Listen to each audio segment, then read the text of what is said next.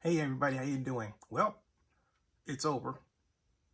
Mia Bonta beat Janani Machandran, but by a margin that was far, far less than I expected. Right now, the tally is 54% for Mia versus 54.92% versus 45.8% for Johnny. And some will point to the difference and the reason for the close race being that, I think it was close. I expected a 10 points margin, okay? But this margin, which is just about, well, actually, you know what am I saying? This is idiotic of me. Excuse me. You know what's in my head, folks? Earlier tonight, it was a 54% to 48% difference. Now it's 45% to 54%. So this is coming in about what I expected.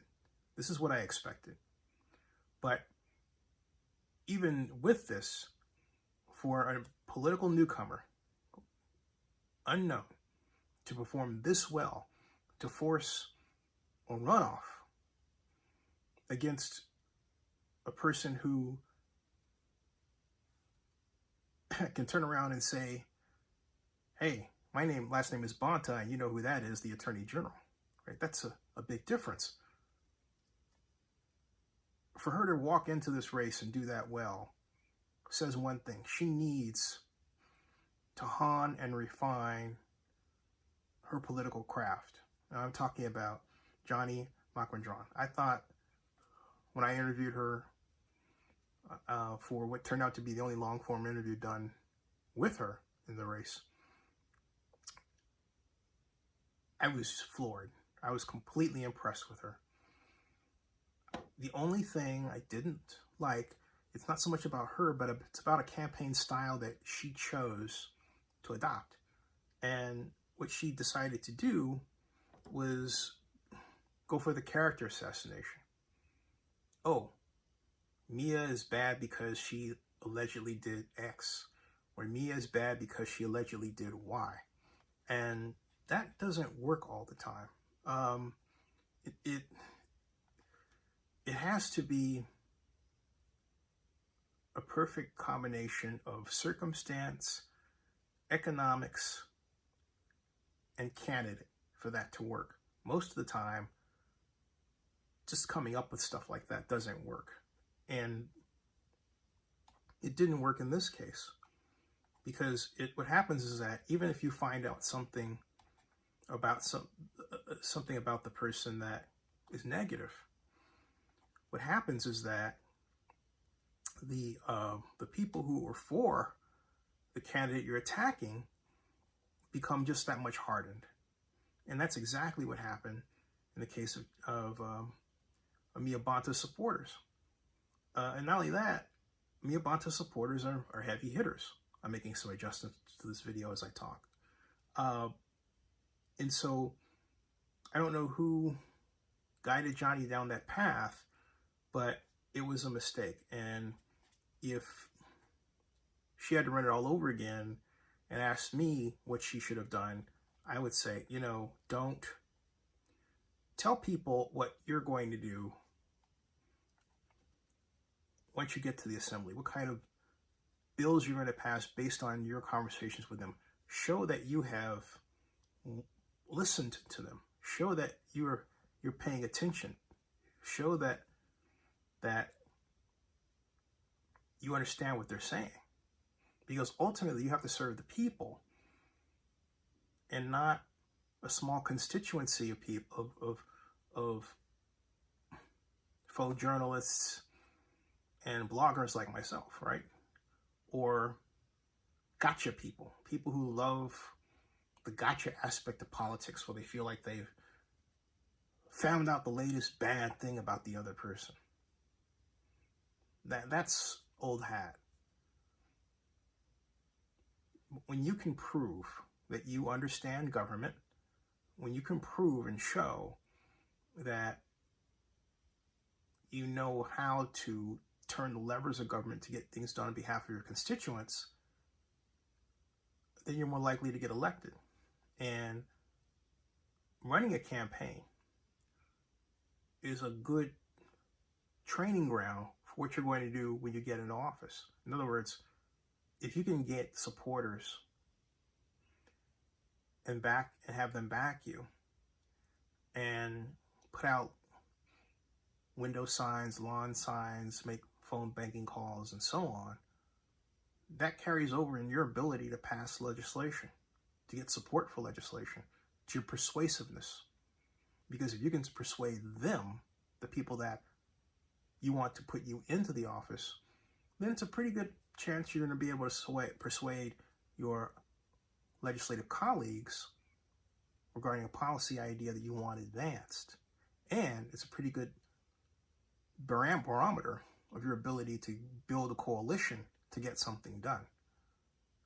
So on that scale, you got to give it to Mia. She did that. And now arguably she didn't do well enough to not enter the runoff, but the bottom line is she did it. Okay, she did it. And that can't be discounted. The question is, where do we go from here? I think it's a very good question. I think I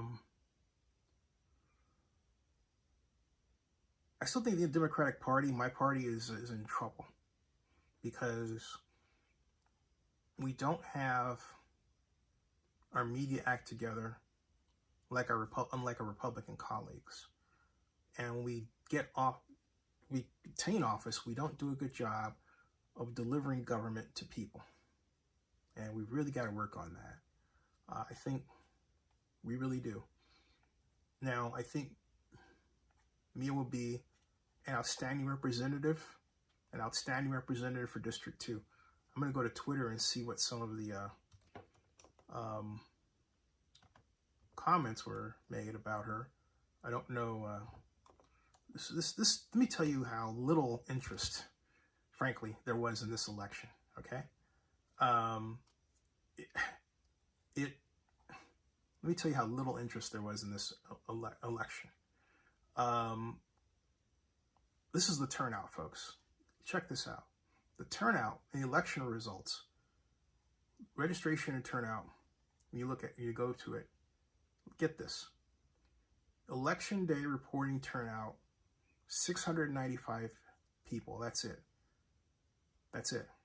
That's less than 1% of the electorate.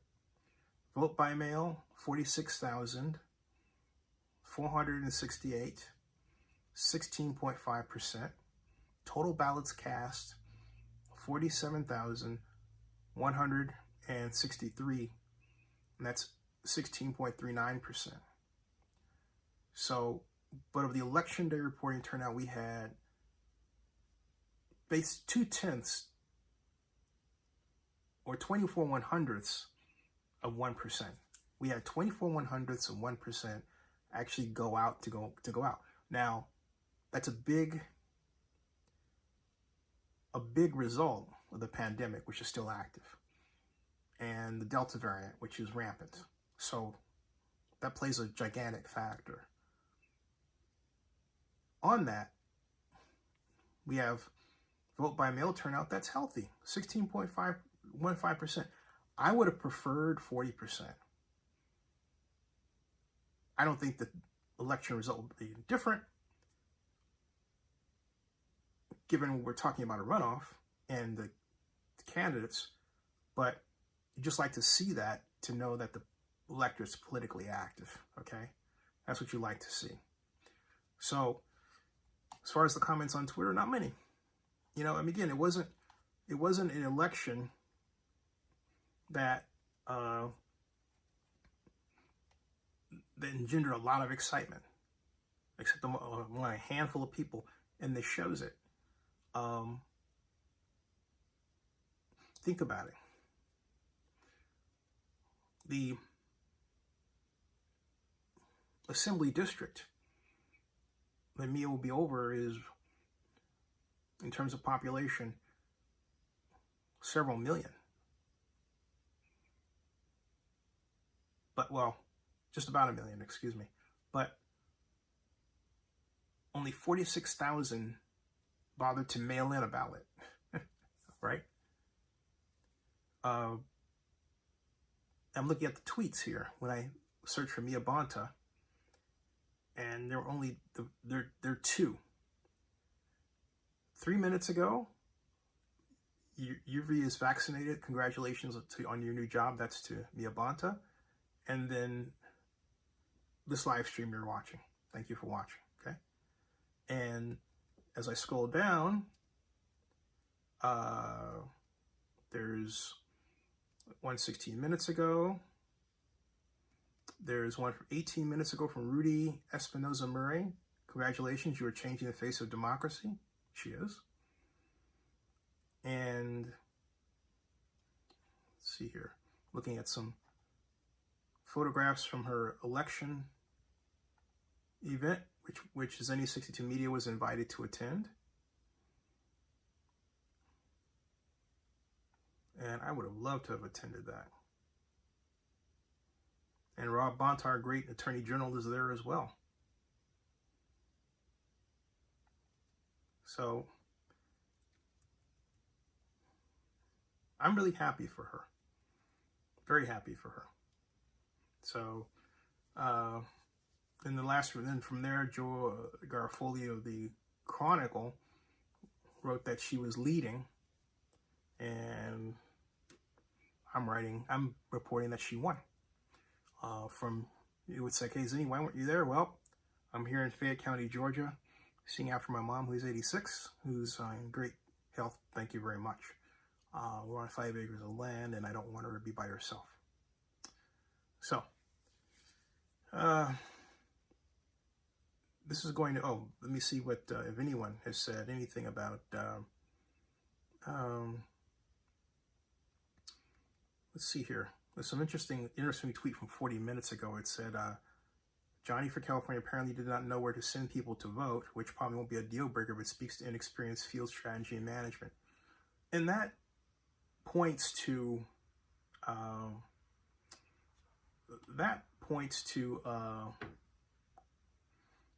something that I was leading to. You know, when you're inexperienced,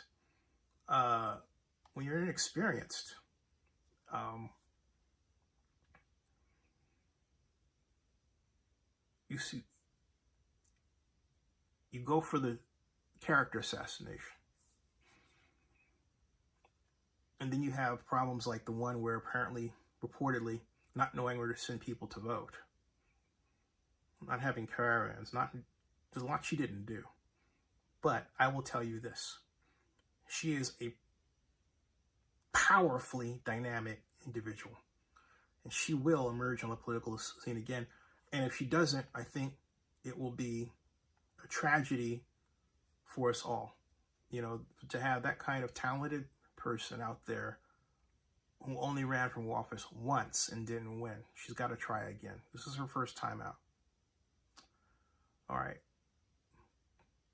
Subscribe to Zenny62, bookmark oaklandnewsnow.com.